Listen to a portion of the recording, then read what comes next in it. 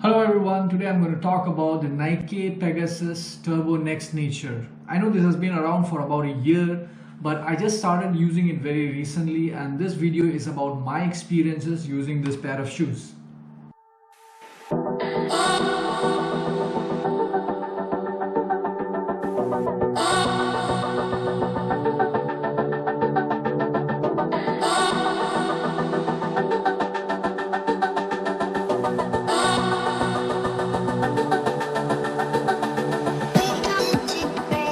So my name is Jimmy and this channel is about running and all the things related to running.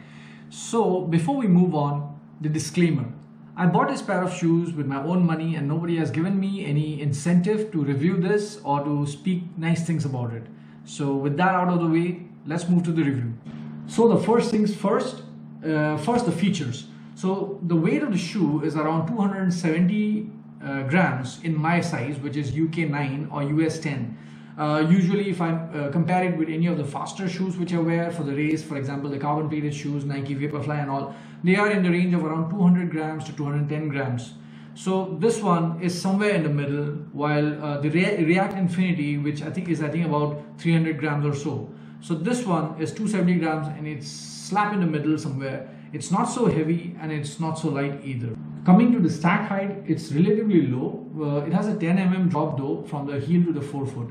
And the price tag of this pair of shoes is around $150 without discount. I think I bought it at a little bit of a discount from US when I went in my trip a few months ago. I bought it around $130 I think, but the price tag is at $150 without discount.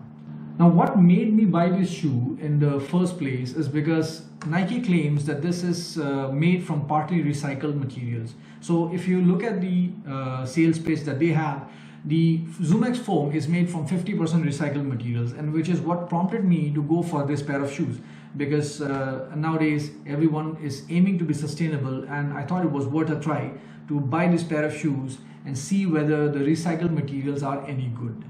The sole is constituted by the same ZoomX foam which you find in other Nike shoes. So the ZoomX foam is right here in the middle here. If you see the sole, it's made of 50% recycled materials. It doesn't feel so soft like the other shoes for some reason, but I think the USP of this pair of sole is that it's fully covered with the rubber outsole, which makes it, I think, quite durable. I haven't used it for a long while now. I've just used it for a couple of runs, but it definitely feels like it's made to last. So I can probably review this again after a couple of 100 miles. Then maybe I'll know whether it's durable or not. But at this point in time, my first impression is that the sole feels a little hard, but it also feels durable. When I first wore it, it felt a little difficult slipping my foot in because of the gusseted tongue. So it makes it a little narrow to slip your foot inside. But once you put a foot in, it feels quite snug. It feels quite comfortable. The upper feels a little coarse because of the material, because of the probably stitching that has been done on it. But once you start running, it really doesn't feel anything odd, or it doesn't feel weird at all. It doesn't feel coarse at all. So the feeling that you get by touching this is not the same when you start running. And the good part was, there was no slippage inside. There was no slipping while I was running. The foot felt very comfortably placed inside the shoe, and as I ran around 10-12 kilometers, I couldn't feel any slipping. The only concern is there was a bit of a pain in my foot somewhere during the run, during the first 2 kilometers or so, but that disappeared because I think over time your foot gets used to the sole, or the sole gets used to the foot, and either way it makes your foot more comfortable after a while.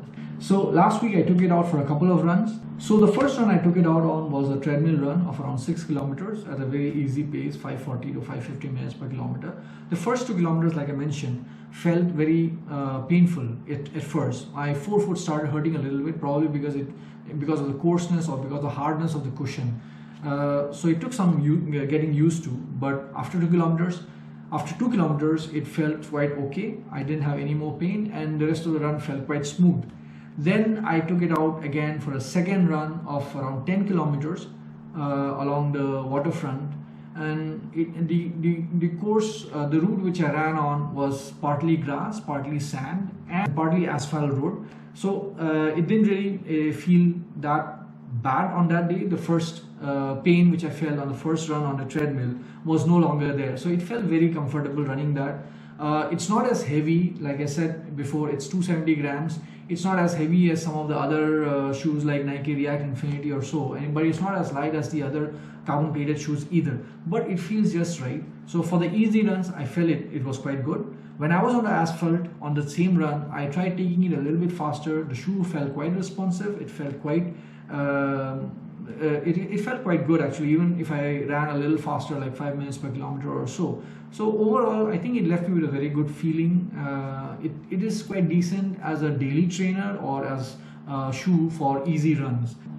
So what would be my final verdict for this pair of shoes? I think overall, I think it's a pretty decent pair of shoes. It's not something that I got blown away with. I mean, I wasn't like, wow, this feels amazing first time I wore it. There were some kinks, but it just went away after a while. But overall, it has an acceptable rating from my side. I think I could use it as a daily trainer if I wanted to.